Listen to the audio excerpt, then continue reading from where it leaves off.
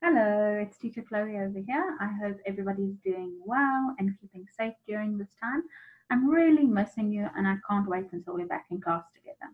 So today we're going to be doing a lesson about plants, about the plant kingdom. The last video that we watched, I already touched on the plant kingdom a little bit, but today we're going to be looking at it a bit more.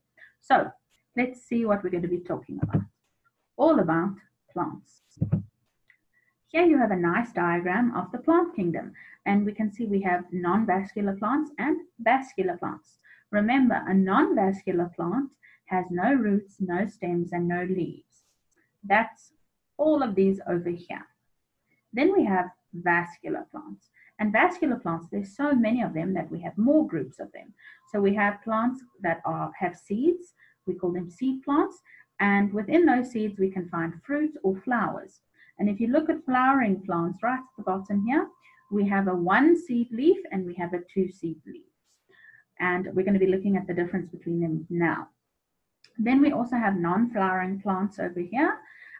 These are just examples of them, and there's some pictures, and we're also going to be talking about flowering trees versus non-flowering trees. Right, flowering plants. All green plants that have flowers are called flowering plants. Scientists have grouped these according to the number of seed leaves found in each plant. Monocots, it's a very funny word that, monocots, have 1 seed leaf, and dicots, another funny word, have 2 seed leaves. These leaves provide the food the young plant needs until it can make its own food. So remember that a plant can make its food from the sun, but when it's still a little baby plant, it needs these leaves and these seed leaves to help it. Let's take a look-see. There is a nice example of a monocot, which means that it has a 1 seed leaf. And here we can see an example of a dicot, which means that it has 2 seed leaves. And that's just the difference. One has 1 and the other one has 2. Flowering plants consist of 4 main parts. Roots, number 1, stems, number 2, leaves, number 3, and number 4, flowers. And we already know this because we already labeled our different flowering plants. Now we're going to be looking at trees. So all about trees. There are 2 different types of trees. Non-flowering trees that have seeds that are not enclosed, and flowering trees that have seeds that are enclosed. What does that mean?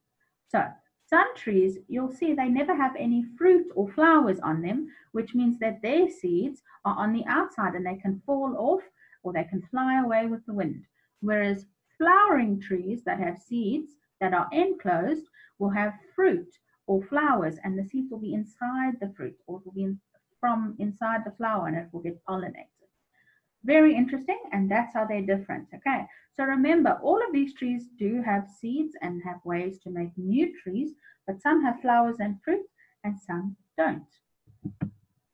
Flowering trees are deciduous. That is, they shed their leaves every year. Other trees are confiners. They grow new leaves before shedding old ones and stay green all year round. So we call them evergreen. Right. So we have lots of different trees out there, but we have 2 groups that are very different. Some of our trees have leaves that fall off and some don't. So I'm going to show you another video, or not a video yet, we'll get to the video just now. Let's first look at another presentation where we're going to see the difference between deciduous and evergreen trees. Just give me 1 minute to quickly get that PowerPoint ready for you. And then we can talk about it. Right, here it is over here. I'm just going to move my face so that I can make it big for us. Perfect. Hello, I'm still there. Can you see me? Good. Right, now we're going to be looking at deciduous and evergreen trees. There are 2 types of trees. You can see this one here is called deciduous and this one is evergreen. They look very different, and they are very different, but that's okay because there's so many trees out there. It's good that we group them into groups, why they're different and why maybe they're the same. Why do you think an evergreen tree is called an evergreen tree? What makes it an evergreen tree? The clue is in its name. Right, we call it evergreen, and that is telling us that the trees are always going to be green throughout the whole year. Evergreen trees.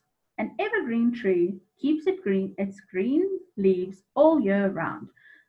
So as you can see, those pictures, well, that picture over there of those trees have white leaves, but they're not actually white. It's just snow that's sitting on top of green leaves, because these leaves don't ever die. Okay, they do die, but what happens is they grow new leaves before the old ones die. So it looks like it's green the whole year. Then we have deciduous trees. A deciduous tree loses its leaves each year. So every year they lose their leaves before they grow new ones. In autumn, the leaves on a deciduous tree change color and fall off. So the color changes because the leaves are dying during the winter, and then the leaves will fall off before they can come back in the spring and grow new leaves. In winter, deciduous trees usually have no leaves on their branches. And as you can see in the picture here, we can see that these trees don't have any leaves because it's winter and all of the leaves have fallen off. Do you think this means the tree is dead? No, it doesn't mean the tree is dead. It just means that it needs to grow new leaves. Right, now I'm going to show you a short little video, and we're going to be looking at a poster of all the different parts of a tree, and then I'm going to give you some work to do, okay? Just give me another minute to quickly find my video for you. Right, here we go. Here is my video. Let's listen nicely and see what this video is all about. The volume is all the way up, so let's take a look-see. Evergreen and deciduous trees. Trees are amazing. They come in all shapes and sizes.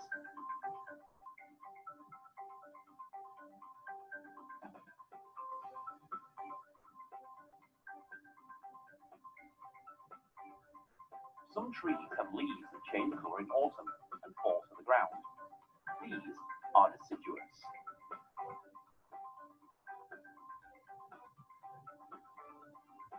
Other trees keep their colour and leaves all through the seasons. These are evergreen.